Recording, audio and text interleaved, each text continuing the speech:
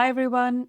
Welcome to the Early Career Podcast. My name is Priyanka Mahankali, your friend and host. And today's topic is actually about layoffs. It's an extension of my previous episode, which was around how do you cope with a layoff. And so this one is actually more specific in the sense that we're going to be talking about how layoffs actually impact different types of people based on gender, based on culture, based on the situation that they might be in, based on social standing and so many other aspects. And so if you don't feel acknowledged or addressed, I just wanted to take this episode, take this moment to acknowledge how you must be feeling. So, over the last couple of days, I've actually been really thinking about how many of you must be feeling. And it takes me back to those days when I got laid off, which was, I make it sound like it was way back, but it was just 3 months ago.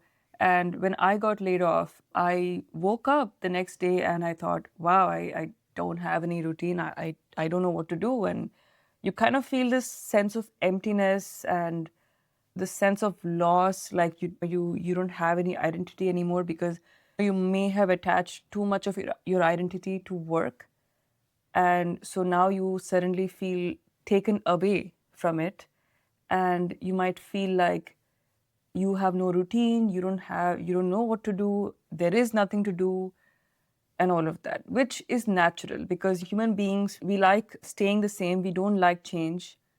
And that is part of our survival mechanism. It tries to keep us in a same sort of routine over and over again. It tries to keep us the same way without any change because a change might be an unknown for the brain, which then threatens our fundamental survival. So that manifests in resistance when we go through something like a layoff, right? And as a woman, I noticed as well when I've talked to so many people now over the last many weeks. I have talked to women, I have talked to men about and sharing some advice about what to do in a layoff, helping with resumes and things like that. And there's something I noticed, and that's what actually made me want to make this video. So when I talk to women, they are instantly emotional in the sense that they are very good. Women are very good, I feel, at talking about their emotions, how they feel, and exploring that emotional side of them as to, okay, how do I deal with this? And it's a very emotionally focused conversation, I would say, which is great because it shows that women actually want to go the distance and find a way to really cope with this, to really heal from whatever they are feeling, right? However, for women, I feel like the reason we also have a lot of emotions around something like this is because if you look at it from a society and over generations, right? Women have been conditioned. We might assume or we might feel like in this North American bubble that we're living in, if you are in North America like me, we might feel like, yeah, we're living in an equal world. The world is equal. Women are empowered to do what they want, etc., right? And while we may have made progress for sure, but let me tell you that we're nowhere close to where we need to be. And that is something that this is a conclusion that I've made after so many conversations with other women from many walks of life, leaders and other solution architects and engineers and so many people. And this is the conclusion that I've drawn because a lot of times we don't express it, but there is some sense of inequality sometimes that we do feel that we just don't talk about as much in North America because we also do have a lot of privileges, and it is definitely a good society to be in relative to a lot of other parts of the world. So anyway, but women in general, we are conditioned, it doesn't matter which society you're from, we're all conditioned to feel like we shouldn't dream big, or we should aim for less, or less is more, or you shouldn't, or if anything happens, then you are the one that was at fault. Like if you met with an accident, then definitely it's something you did, right? Or basically everything ends up being a blame on you. And so when we are raised in that kind of, and my parents, they're amazing. So this has nothing to do about parental upbringing. My parents raised us to be confident, strong, confident women, me and my sister. So this has nothing to do with parental upbringing. This is about just generations of conditioning and the societies that we live in. And it's so subtle that you cannot, that it's not something that you can tell unless you really, really see and try to notice and ask the right questions, right? So it's not very obvious, but it's subtle. In fact, even I have seen when I drive a car, sometimes some my male friends, if they've never seen me drive before, they're like, "Oh, are you sure you'll drive?" And I'm like, "Yeah, I've been driving for like 15 years."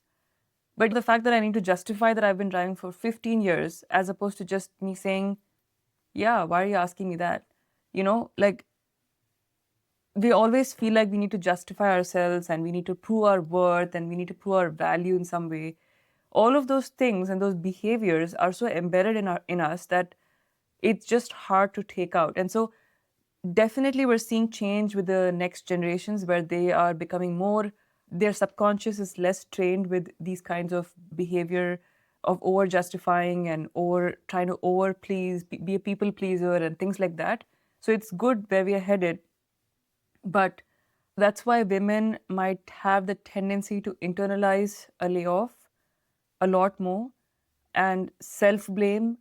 Maybe you're replaying conversations and other things from your work and thinking, oh, maybe if I did that thing, or maybe if I listened to this person I at work, or if I didn't question too much, maybe I would have still had my job. Or you might start to question those things, which are actually things that you should be doing. Challenging someone and having conversation with people where you can disagree are all normal things to do. But because we were conditioned to not do those things in the past, now we feel like, okay, maybe it's something to do with us, and that's why we got laid off, right? So you might question your self-worth in some ways. And so I just want to address that. I've thought about this. I hear what you're feeling, if you're feeling that. And if you feel less, if you feel less of yourself, and if you feel like you're less than someone, and that's why you got laid off, then I'm just here to tell you that you need to remove that out of your system, because it's not true. Now, how you're going to remove it out of your system is through a lot of retraining of your mind, positive affirmation, talking to people, meditation, mentorship. You can always talk to a strong mentor and actually get some coaching on how to actually rewire yourself and become more confident as a person. So these are all things you have to work on, and there's a lot of work ahead of you if you feel a personal sense of loss, and if you feel like your self-worth is at stake.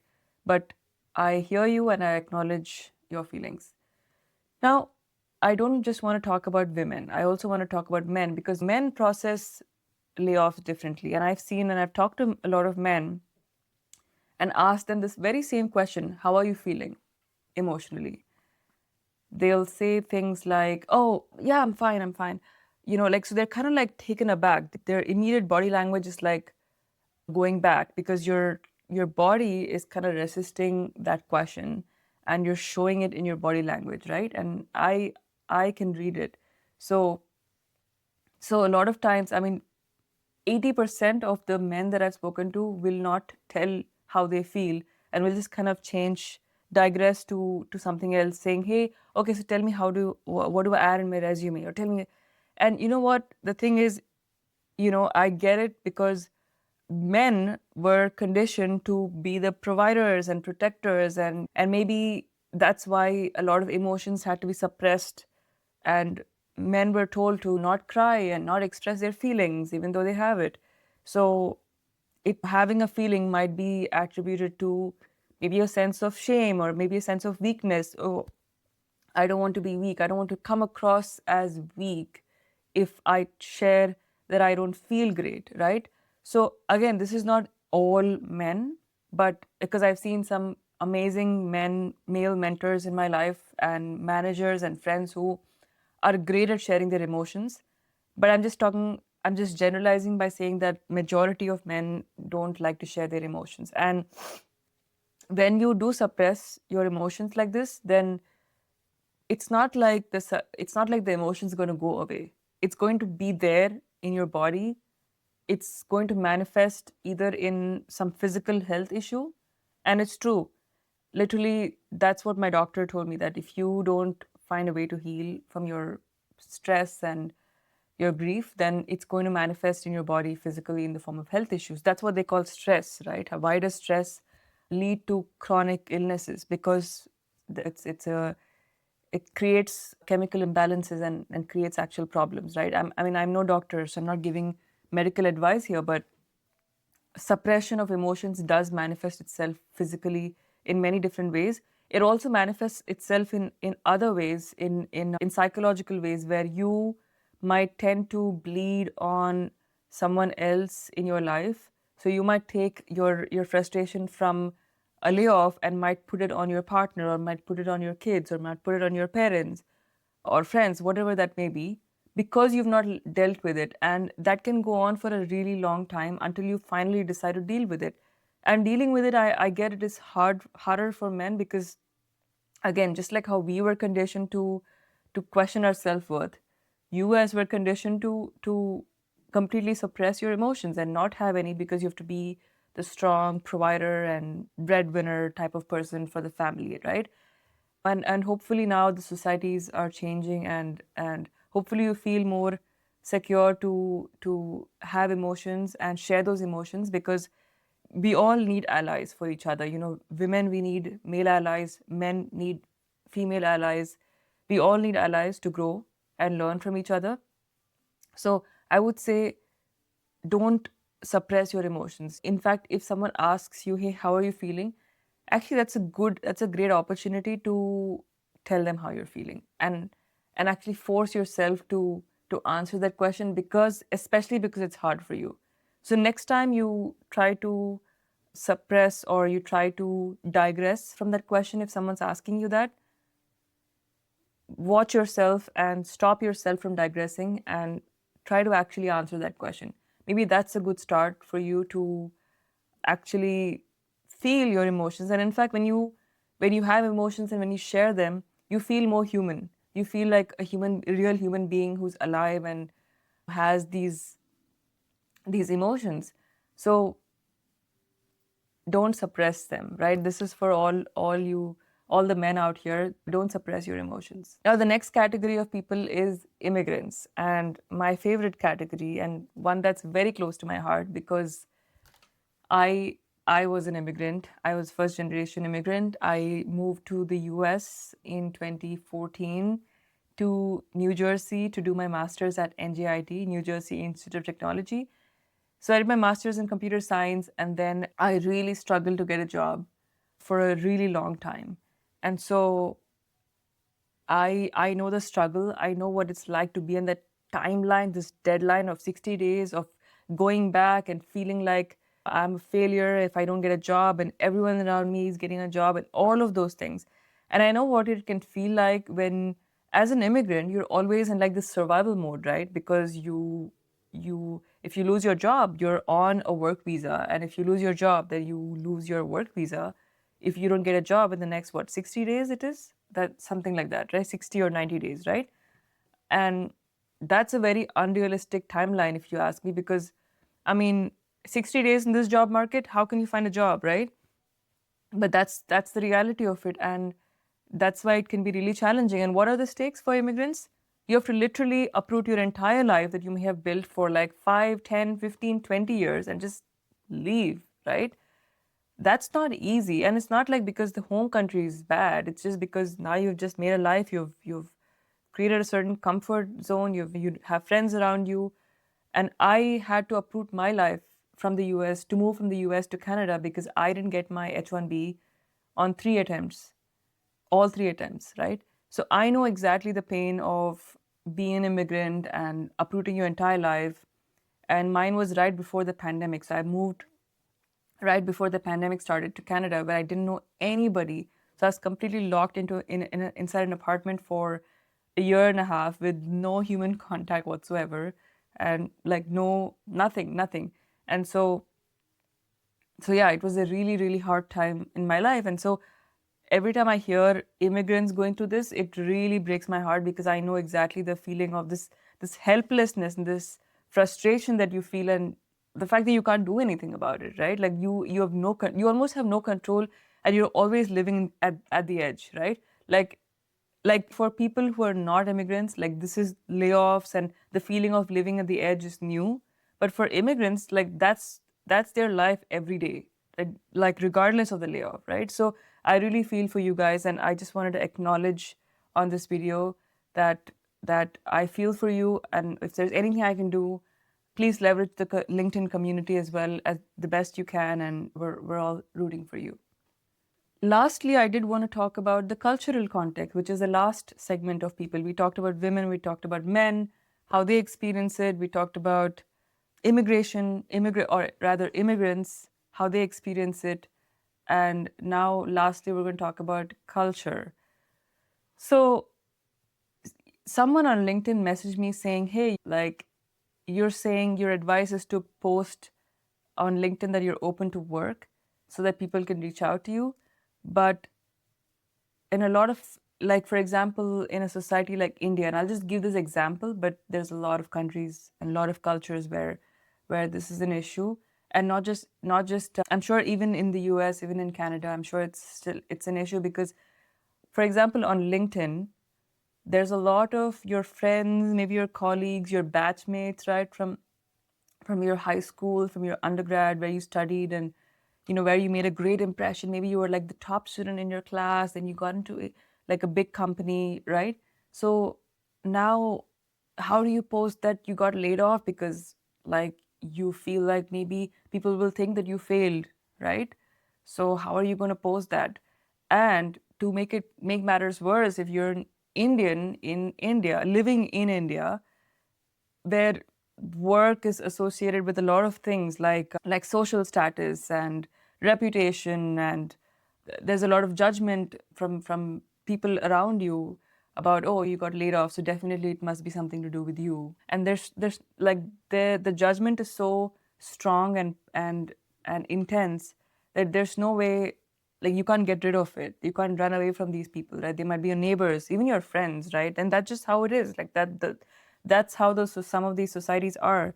And because some of the culture is like that, it it can make you feel like, I'd rather just not say anything. I'd rather not post on LinkedIn and just stay silent. And that's what a lot of people are doing. I know this because a lot of people have shared with me that I don't want to post it because I know my friends and my family are going to think really bad about me, that I didn't make it, or I didn't. And again, like, I'm not blaming a certain culture, right? Like, this is just because, for example, India has a population of what, 1.5 billion now?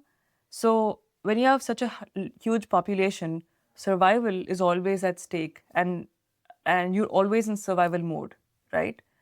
Because there's a line for everything. Like, you go to the bank, there's like 100 people standing in the line. So you're always in a huge line. So even mentally, you feel like you're at the end of the line all the time. And so you always try to race for this, to be on at the front of the line, right?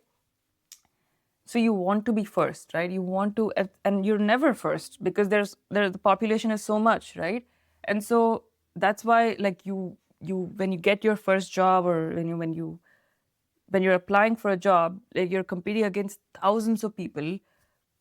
And India is the largest producer of engineers in the world, right? So, like, if you're an engineer, if you're in tech, then good luck getting your job, right? So when every step of the way in India is so challenging, then when you actually crack that job, everyone around you is super proud of you, and they go tell their relatives and friends and neighbors, and it's like a big thing.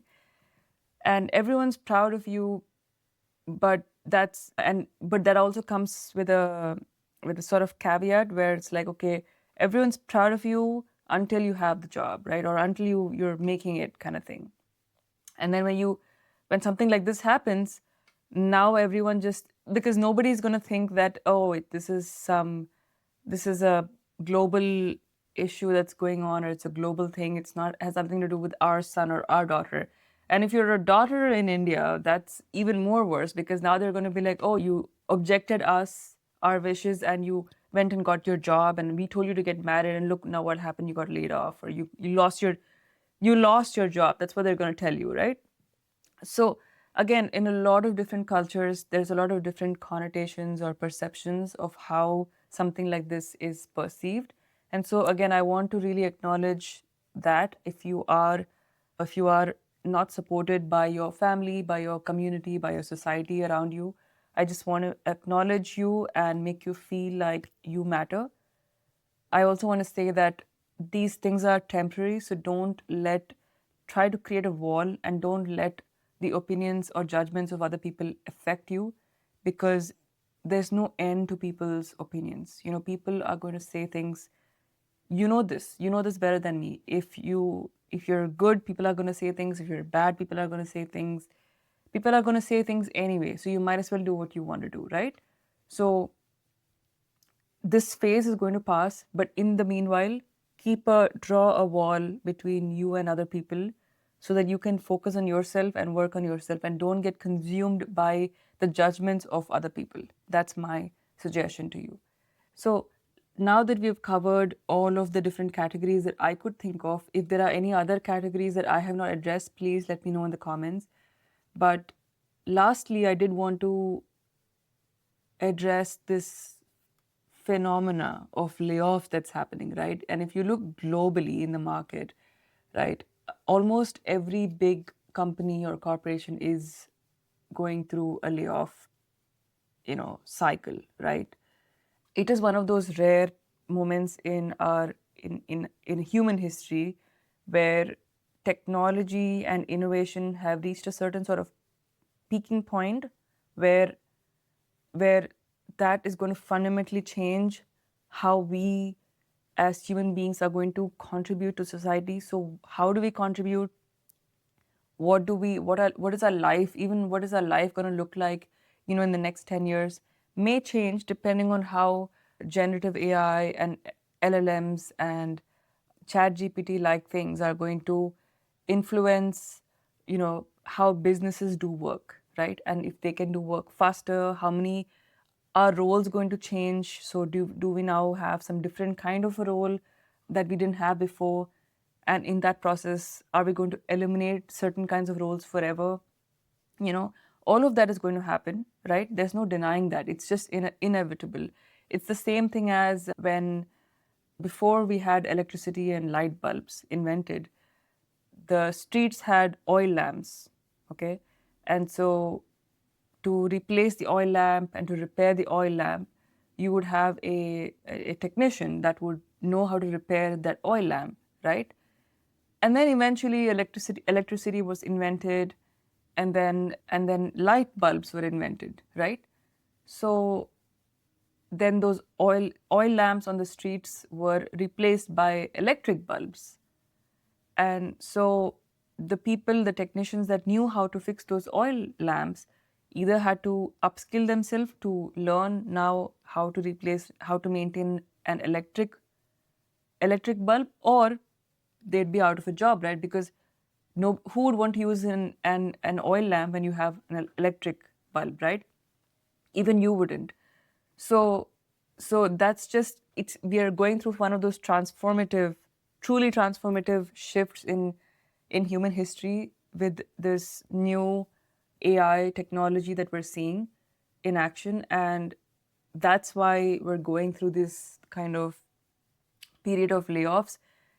At a macro level, that's what my observation is. I was also speaking to a bunch of colleagues to get their views, and I'd love for them to be on one of our guest episodes coming up. But my view is that if you look at it from a macro level, right? If you look at it from what's happening in the world and how is it going to shape or impact what we do and how we do it, then it will also actually give you a chance to work backwards from it to actually figure out, okay, maybe I need to gather such kind of skills. Maybe I need to look into these kinds of skills to become to stay relevant. So now our job as future engineers and future technologists and future leaders of tomorrow is to find ways to actually contribute to the AI race and to become more skillful, to understand, to actually dive into it more and understand how to use this technology in more relevant ways and help businesses actually grow. And if even if it's at the cost of you, because it's not just a you or me thing, it's that it's humanity at a humanity level, at a global level, we're going through this transformation. So we just have to continue to be more relevant and continue to try to find ways where we can be relevant. I think that will be my next podcast episode on how to stay relevant in the age of AI that's coming. And hopefully you'll stay tuned for that. I also wanted to share that we will be having guest episodes every month. So our next guest episode will be released this week sometime once I'm done with the editing of it. But I'm very excited for our very first guest episode. It was a very fun one to make. It was with one of my very, very close friends and colleagues from AWS that we started our journey, our career at AWS together. So, and now she is in a very successful role. And so she also comes from that early career struggle, and she shares a lot about how she grew into the role that she's in now. And there was a lot of fun conversation as well. So I really am excited to share this with you, and I look forward to your feedback and your comments. With that, hope you have a wonderful rest of your week. Take care, stay safe, stay healthy, and be brave. You got this. Thank you.